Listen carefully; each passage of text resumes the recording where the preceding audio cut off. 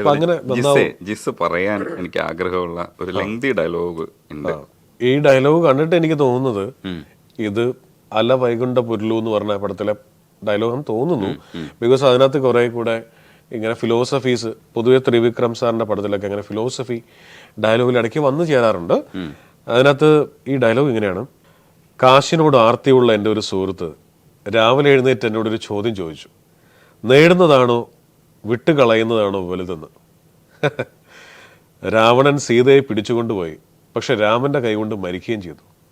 ഒരുപക്ഷെ വിട്ടുകൊടുത്തിരുന്നെങ്കിൽ മരിക്കില്ലായിരുന്നല്ലോ. കൗരവര് ചൂതിൽ ജയിച്ചെങ്കിലും കുരുക്ഷേത്രത്തിൽ തോറ്റുപോയി. ചൂതിൽ തോറ്റിരുന്നെങ്കിൽ ബ്രദേഴ്സൊക്കെ കൂടെ പാർട്ടിയൊക്കെ നടത്തി രാജ്യം നന്നായിട്ട് ഭരിക്കുമായിരുന്നു.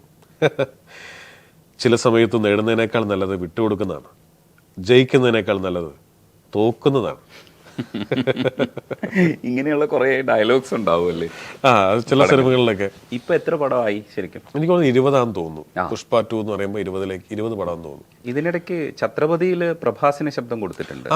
ഞാൻ പറഞ്ഞില്ലേ, കുറെ ആൾക്കാർക്ക് രവി തേജയ്ക്ക് കൊടുത്തിട്ടുണ്ട്, പ്രഭാസിന് കൊടുത്തിട്ടുണ്ട്. ഛത്രപതി പ്രഭാസിനെയാണ്. ഇതൊരു നമ്മുടെ മേഖല, തൊഴിൽ മേഖലയായിരുന്നല്ലോ, ജോലി ഇന്ന ആളെന്ന്. ഇപ്പൊ നമുക്ക് പ്രഭാസോ ആരാന്ന് വെച്ചാൽ, പക്ഷെ സന്തോഷമുള്ള കാര്യം നമ്മൾ ഇവരുടെയൊക്കെ തുടക്കത്തിൽ ഇവരെ കണ്ടിട്ടുണ്ട്. ഇവര് ചെയ്തിരുന്നൊരു പടങ്ങളുടെ ഫോർമാറ്റ് എങ്ങനെയായിരുന്നു അതൊക്കെ കാണാൻ പറ്റിയിട്ടുണ്ടെന്നുള്ളതാണ്. അതിന് സന്തോഷമാണ്. അപ്പൊ അതുകൊണ്ട് തന്നെ എനിക്ക് ഇത്തരം കാര്യങ്ങൾ ഓർത്ത് വെക്കുന്നൊരു സ്വഭാവമുണ്ട്. ഇപ്പൊ ഒരു ഡബിങ് തിയേറ്ററിൽ ഒരു ഇൻസിഡന്റ് കാണുന്നു, അത് ഞാൻ ഓർത്തിരിക്കും. അപ്പോൾ ഇപ്പൊ നിങ്ങൾ പ്രഭാസ് എന്ന് പറയുമ്പോഴും ഛത്രപതി എന്ന് പറയുമ്പോഴൊക്കെ എനിക്ക് ആ നടന്ന സ്റ്റുഡിയോ, അപ്പൊ ഈ ചില സിനിമകളെ കുറിച്ച് പറയും. ഇപ്പൊ ഛത്രപതിയുടെ ഡബിങ് നടന്നുകൊണ്ടിരിക്കുകയാണ്. എറണാകുളത്ത് പാരഡൈസ് എന്ന് പറഞ്ഞ സ്റ്റുഡിയോ ഉണ്ടായിരുന്നു. ആ സ്റ്റുഡിയോ ഇപ്പം ഇല്ല. മണപ്പാട്ടി പറമ്പ് എന്ന് പറഞ്ഞ സ്ഥലത്തായിരുന്നു സ്റ്റുഡിയോ. ആ സ്റ്റുഡിയോ ഇപ്പം ഇല്ല. അപ്പോൾ അവിടെയാണ് ഡബിങ്. അപ്പോൾ ഛത്രപതിയുടെ ഡബിങ് ഇങ്ങനെ നടന്ന് ഞാനിങ്ങനെ ജസ്റ്റ് വാഷ്റൂമിൽ പോയി ഒന്ന് മുഖമൊക്കെ കഴുകി പുറത്തേക്ക് ഇങ്ങനെ ഇറങ്ങി വരുമ്പോൾ മാള അരവിന്ദൻ ചേട്ടൻ മറ്റേ ഫുൾ മുടിയൊക്കെ ഇങ്ങനെ അറിയാലോ, പുള്ളിയുടെ ഒരു സ്റ്റൈലിൽ ഇങ്ങനെ ഇരിപ്പുണ്ട്. അപ്പോൾ ഞാൻ ആകെ 3-4 പ്രാവശ്യം പുള്ളിയെ കണ്ടിട്ടുള്ളൂ. പുള്ളിക്ക് നമുക്ക് പരസ്പരം അറിയാം. എന്താടാ ഇവിടെ? ഞാൻ പറഞ്ഞു അകത്ത് ഡബിങ് ആണ്. ആർക്ക്? ഛത്രപതി എന്ന് പറഞ്ഞ പടമാണ്. ഛത്രപതി ശിവജി ആണോടാ? ഞാൻ പറഞ്ഞു അല്ല, ഇത് വേറെ ഏത് നടനാ. നീ ഇവിടെ ഇരിക്കേ, ഞാനൊരു ചായ പറഞ്ഞിട്ടുണ്ട്, അത് കുടിച്ചിട്ട് പോവാം. അപ്പോൾ ഞാനിങ്ങനെ പുള്ളിയുടെ കൂടെ ഇരിക്കുകയാണ്. പുള്ളി വേറെ ഏതോ പടത്തിന്റെ ഡബിങ്ങിന് വന്നിരിക്കുകയാണ്. 2 സ്റ്റുഡിയോ ആണ്. ഇപ്പുറത്തെ സ്റ്റുഡിയോയിൽ പുള്ളി ഡബ് ചെയ്യാൻ വേണ്ടി വന്നിരിക്കുകയാണ്. പുള്ളിയോട് എന്നിട്ട് കഴിയാറായോ? പറയും ചേട്ടാ വൈകുന്നേരം വരെ പോകും ചേട്ടാ.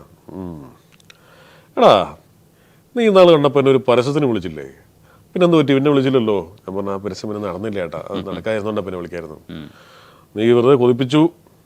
നീ ഒത്തിരി പരസ്യങ്ങളൊക്കെ ചെയ്യുന്നുണ്ടല്ലേ? അവനുണ്ട്. എൻ്റെ കയ്യിൽ ഒരു പരസ്യത്തിന് പറ്റുന്ന ഒരു ഉഗ്ര സാധനമുണ്ട്, ഞാൻ പറയട്ടെ.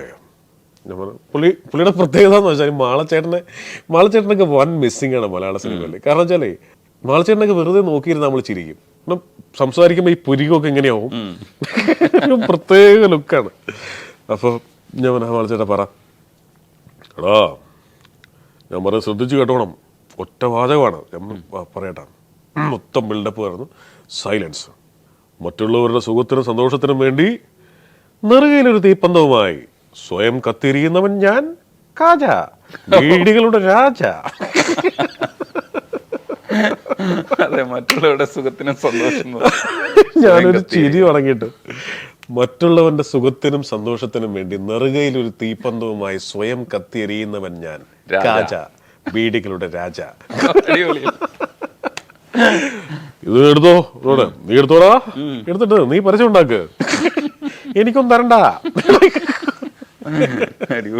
ഞാൻ പറഞ്ഞതേ ജയേഷ്, ഇതിനകത്ത് ഞാൻ ഭയങ്കരമായിട്ട് എൻജോയ് ചെയ്യുന്നൊരു സാധനം എന്ന് പറയുന്നത് 2000 ഡബിങ്ങിന് വരുന്നത് എന്ന് പറയുമ്പോൾ എനിക്ക് 19 വയസ്സ്. ഈ 19 വയസ്സിൽ നമുക്ക് ഇത്തരമുള്ള ലെജൻസ് ഉണ്ടല്ലോ, ഇവരൊക്കെയുള്ള ഒരു സൗഹൃദം. കാരണം ഡെയിലി ഡബിങ് തിയേറ്ററിൽ കണ്ടുകൊണ്ടിരിക്കുകയാണ്. ഓട്ടോമാറ്റിക്കലി അതുണ്ടാവും. ഇപ്പൊ നരേന്ദ്രപ്രസാദ് സാറ് ഡബ് ചെയ്തുകൊണ്ടിരിക്കുമ്പോൾ നെടുമുടി വേണുചേട്ടൻ പുറത്ത് വെയിറ്റ് ചെയ്യുന്നുണ്ടാവും. അപ്പൊ നമുക്ക് സംസാരിക്കാതെ വേറെ മാർഗമില്ല, നമ്മളോട് സംസാരിക്കാതെ വേറെ മാർഗമില്ല. അങ്ങനത്തെ ഒരു കാലം ഉണ്ടായിരുന്നു. ഞാൻ വല്ലാതെ ചെറിഷ് ചെയ്തിട്ടുള്ള, ഇപ്പോഴും ഒരു നിധി പോലെ സൂക്ഷിക്കുന്ന മനോഹരമായിട്ടുള്ള ഒരു ഒരു ഓർമ്മയുണ്ട് എൻ്റെ ആ യൗവന കാലത്ത് എന്ന് പറയുന്നത്. ശരിക്കും ആഡിലേക്ക് എത്തുന്നതിന് മുമ്പ് ഡബിങ് മാത്രമായിരുന്നു അല്ലേ? ഡബിങ് മാത്രമായിരുന്നു. 2000 മുതൽ 2006 വരെ ഡബിങ് മാത്രമായിരുന്നു. ഓ, ആഡിലേക്ക് എത്തിയതിന് ശേഷമാണ് ശരിക്കുള്ള ഒരു മാറ്റം വരുന്നത്. മാറ്റം എന്ന് വെച്ചാൽ ഈ കാണുന്ന സിനിമയിലേക്കുള്ള ഒരു സിനിമയിലേക്കുള്ള ഒരു പ്ലാറ്റ്ഫോം ഒരുക്കിയത് ആഡ് ഫിലിമാണെന്ന് വേണേൽ പറയാം. അല്ലെങ്കിൽ നമുക്ക് ഒരു സ്വപ്നമില്ലല്ലോ. അതായത് സിനിമാ സംവിധാനം എന്നൊക്കെ പറഞ്ഞ് അന്ന് ഞാൻ ഈ പറഞ്ഞ സമയത്ത് സിനിമ കൊച്ചിയിലേക്ക് വരുന്നല്ലേ ഉള്ളൂ, അല്ലെങ്കിൽ കേരളത്തിലേക്ക് വരുന്നേ ഉള്ളൂ. മോസ്റ്റ്ലി ചെന്നൈ തന്നെയാണല്ലോ. അപ്പൊ നമുക്കൊന്നും അങ്ങനെ ആലോചിക്കാൻ പോലും പറ്റുന്ന ഒരു മേഖലയല്ലല്ലോ. നേരത്തെ സംസാരിച്ചപ്പോൾ ആസിഫ് അലി വെച്ചിട്ട് 10 ആഡുകളും ചെയ്യുന്നു എന്ന് പറയുമ്പോൾ ഈ ആഡുകൾ ഇത്രയും ഫാസ്റ്റ് ആയിട്ട് ചെയ്യാൻ ഭയങ്കര ഒരു മിടുക്ക് വേണ്ടേ?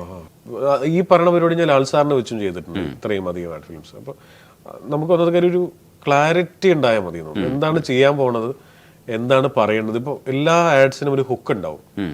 ആ ഹുക്കായിരിക്കും അതിനെ കച്ചവടത്തിലേക്ക് നയിക്കുന്നത്. ആ ഹുക്ക് ചിലപ്പോൾ അതൊരു വിഷ്വൽ ആയിരിക്കും. ഇപ്പൊ ഞാൻ ചാക്കോച്ചനെ വെച്ച് കഴിഞ്ഞ ദിവസം ആഡ് ഫിലിം ചെയ്തു.